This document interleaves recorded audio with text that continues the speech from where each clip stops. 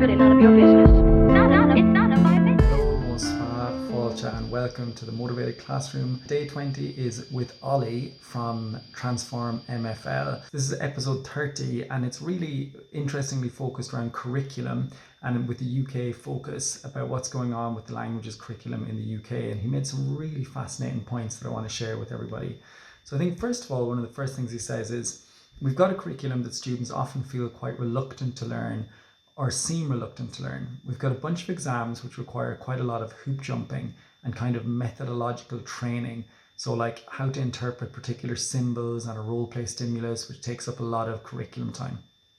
The cultural piece of the jigsaw is woefully absent in the British curriculum. We have in the UK at the moment this system which requires students to talk about a very particular set of topics. For example, holidays or your hobbies, your home life, which are kind of fine for middle income to high income learners, but you've got plenty to talk about there. But when it comes on to holidays, for lots of UK residents, that's actually quite alienating and they can feel quite excluded from that kind of curriculum. So I thought that was really interesting. Just, that is typically the standard things, like on holidays, like ordering in a restaurant or, your hobbies. But for some students, that can be very difficult and, as he says, quite alienating. And then he's talking about the change that's needed, and he says he's not talking about a methodological debate about, whether we use flashcards or grammar or stories or translation.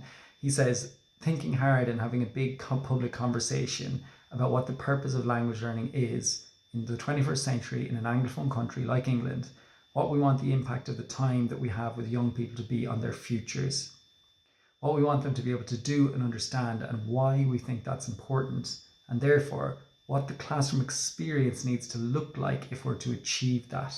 And I think that's the thing, he's coming down to the classroom experience and the fact that it's just simply not working for the vast majority of students in the UK. Again, I grew up in an Anglophone context in Ireland, and I was one of that 1 or 2% who went on to learn languages after school and continue with my languages and speak other languages and study them. But for the vast majority, they did the same 6 years as me in secondary school for say Spanish or French, but they won't remember any of it, be able to speak it, and that's an awful indictment on the education system. And Ollie goes on to say things like, for students to believe that they have to experience it in the classroom, they have to believe what you're saying about learning a language is a way of understanding each other as individuals, as communities, then they have to viscerally experience that in the language classroom. We have to kind of exemplify for them what an awesome thing it is to be a multilingual individual and how exciting that is. I think one of the problems students encounter in classrooms in the UK is that it teaches them to say things which are pretty implausible.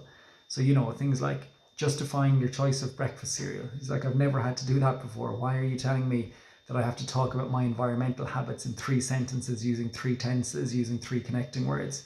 This is something I've never needed or ever wanted to do as a multilingual. And it's so true, like these contrived, forced outputs and sentences that are simply learning things off by heart to pass the test. They're really useless in terms of language acquisition and helping students to see that the vast benefits from language acquisition, like from empathy, understanding other people, being more welcoming to others, and being able to understand the world around us, not just the gains with getting jobs and that type of thing, just like Eowyn spoke about yesterday.